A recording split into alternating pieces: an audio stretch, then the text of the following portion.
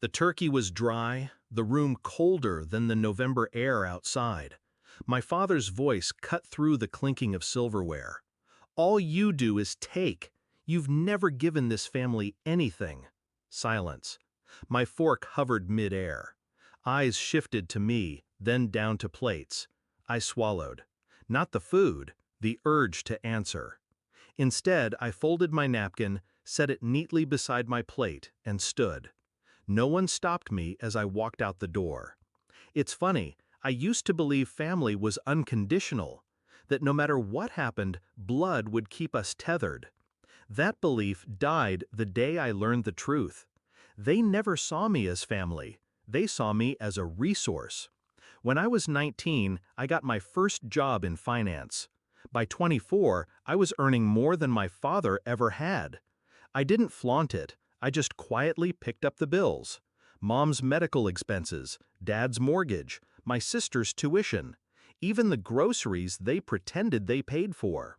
They never asked outright. They didn't have to. Guilt is a leash, and they knew how to pull it.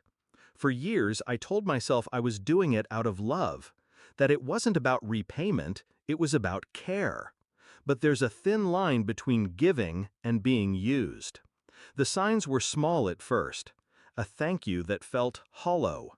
My name missing when my father bragged about how he kept the family afloat. The assumption that my bank account was bottomless, that my time was theirs to command. Then came the betrayal. Not sudden, but sharp enough to leave a scar. It was last summer. My sister threw a graduation party. I'd paid her tuition in full for 4 years. When she toasted the people who made it possible, she thanked her professors, her friends, and my parents. Not me. Not even a nod. After the party, I asked her why. She shrugged. "It's not like it was your responsibility. You just helped." Helped? Like I'd carried a grocery bag, not her entire future? That Thanksgiving dinner was the final nail. My father's voice didn't just accuse, it erased me. All I'd done was invisible, reduced to nothing. I didn't argue, I didn't defend myself. That would have given them the satisfaction of thinking they'd hit a nerve. Instead, I walked away and started calculating.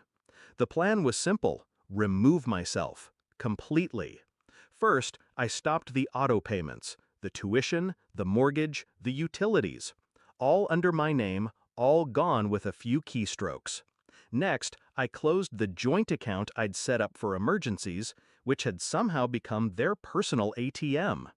Finally, I called the insurance company and canceled the premium health plan I'd been covering for both my parents.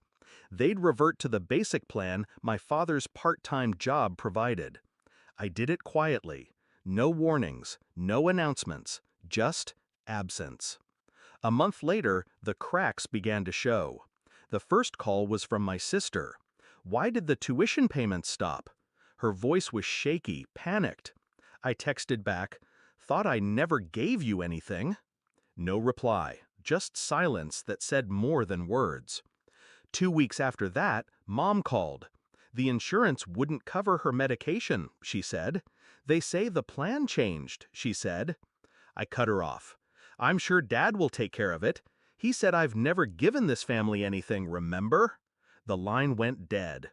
By Christmas, they were drowning. My father sold his truck to cover the mortgage. My sister dropped out mid-semester. Mom started skipping doses to stretch her pills. They didn't invite me for the holiday. I wasn't surprised. I thought I'd feel guilty, that some part of me would ache watching them struggle. But guilt only grows in fertile soil, and they'd burned that ground to ash. What I felt was free. In January, I ran into my father at the grocery store. He looked smaller somehow, older. He avoided my eyes, but I didn't give him the mercy of looking away. "How's the family?" I asked, my tone polite. He forced a smile. "We're managing." Managing?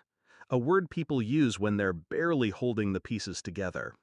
I nodded, let the silence hang, then walked past him without another word. I didn't need to raise my voice at Thanksgiving. I didn't need to prove my worth in the moment. I just needed them to live without me, to understand what my presence had been by feeling my absence like a missing limb. Revenge isn't always loud. Sometimes it's the quiet withdrawal of the thing they thought they were entitled to forever. And sometimes that silence is the loudest thing they'll ever hear.